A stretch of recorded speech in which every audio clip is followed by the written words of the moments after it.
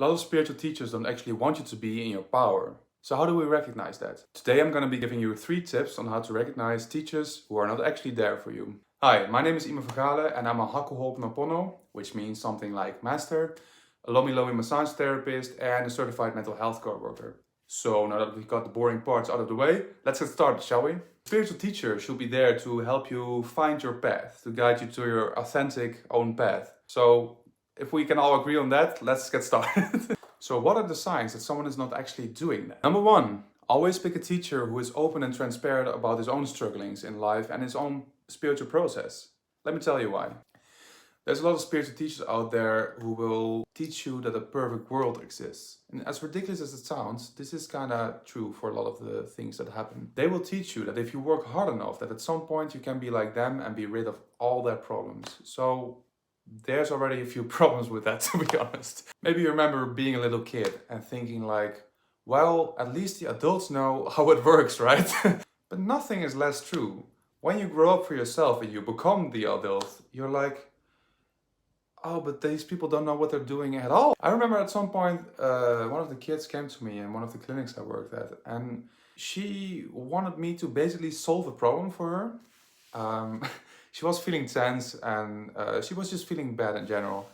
And she was not satisfied with my answer. She was like, you got all these tricks, right, to deal with the emotions. And I was like, no, when I feel shit, I just feel shit. There is no trick or no little thing that you're gonna do that's magically gonna wash it all away. We subconsciously often still seem to be looking toward this person who has all the answers. All that you're doing with this is becoming dependent on the teacher, becoming dependent on their perfect solutions and their, perfect everything. And I know these teachers can sound really convincing and that this is something you will really achieve. Another problem with believing in the perfect world and wanting to hear perfect answers is that the second you feel something bad, you experience a negative emotion or you're going through something, it just is gonna feel like you have failed. But nothing is less true. It is so okay to feel bad, it really is. Generally, feeling bad is just an indicator of that there is still growth for you to get within yourself. And it's pointing you towards that. So just, if you want to do it right, make sure you learn the lesson from that, see what's there to gain, and move on. Number 2, a good teacher will not be preoccupied with himself all the time.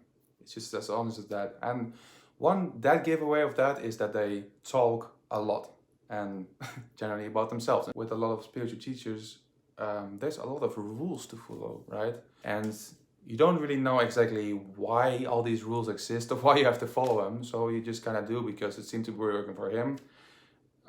Because maybe he's got titles or a lot of experience or whatever. But all those rules should point you to, and all that talking should point you to is towards your growth, your power, and your path. Which brings me to number 3.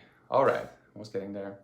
Number 3 is just as plain and simple as that. Find a teacher who is guiding you towards your authentic way and not his authentic way. Because there are so many teachers who will tell you this is their way, and there is no their way. There's only, everyone has his own personal, authentic experience here.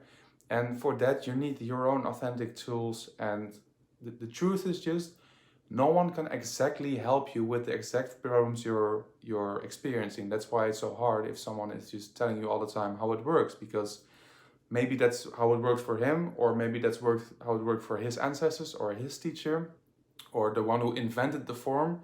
And all of that has nothing to do with you, with your path. A good teacher should always be teaching you how to find those authentic tools for your authentic path and help you in how to navigate through yourself in that.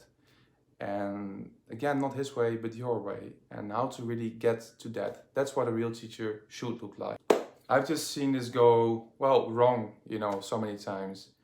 There are so many teachers out there, there's so many pupils out there who are in it for the wrong reasons. And all I really want with this video is to bring a little bit of awareness, and hopefully for yourself, to just check if you are with the right guru. If you're going through this list and you're like, well, my teachers have got all these things, then I'm super happy for you. That's all good. And if your teacher doesn't have this, then I hope it shows some insight in how to find someone who is truly there for you and can help you with these things, because there are just as many good teachers out there as there are teachers who are not that good. So thank you for watching, and hopefully see you another time. Bye bye. Oh, and if you want to be part of my first 5 followers, then please subscribe and maybe like it if you like the content.